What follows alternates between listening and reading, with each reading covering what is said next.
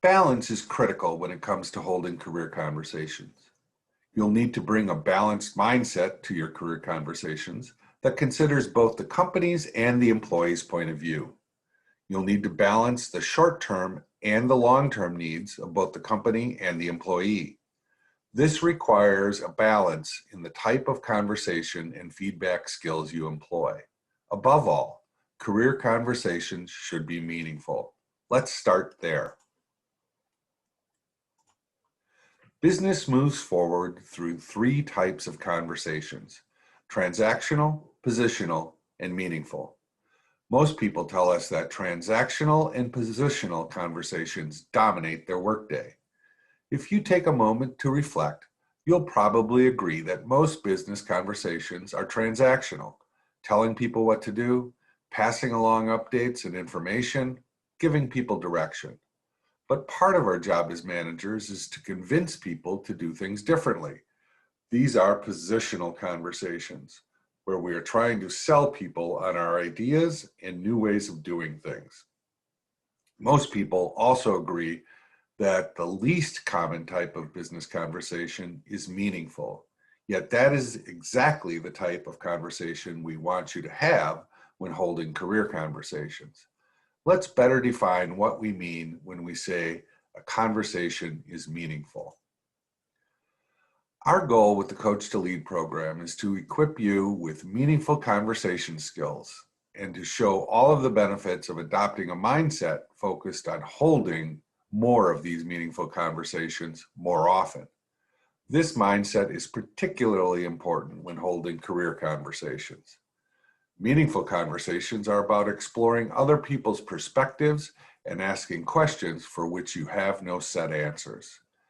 Meaningful conversations also involve a deep kind of listening to connect, to understand, and to explore new possibilities. Holding more meaningful conversations requires a shift in mindset as well as skills.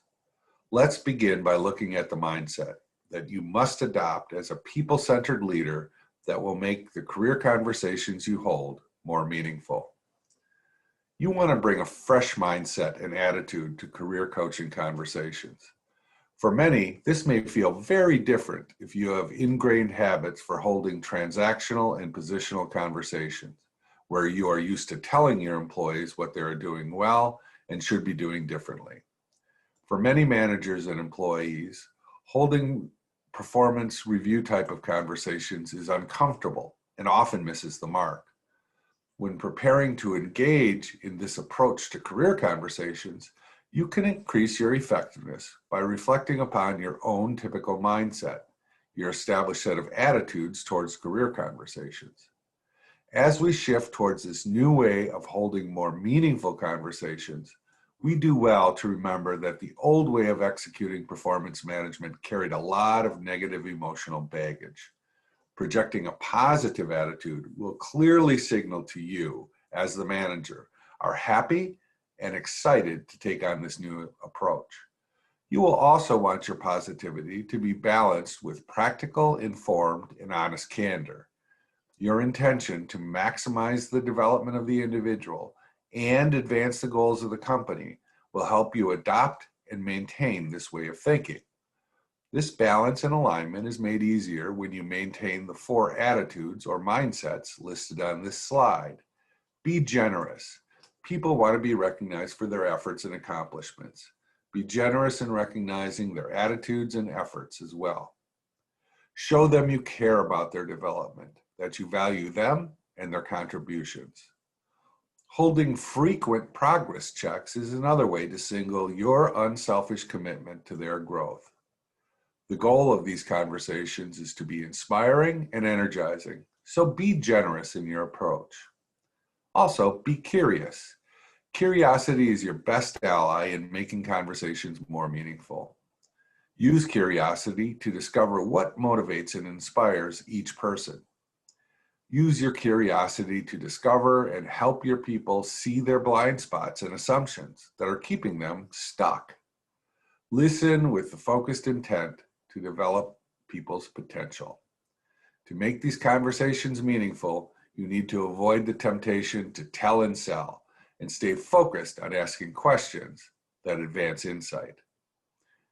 Be honest. Balance feedback on past performance with future forward conversation about development and growth. Collaboratively establish expectations that are clear, pragmatic, and realistic. Create accountability agreements that are fair and reasonable, as well as developmental and achievement-oriented.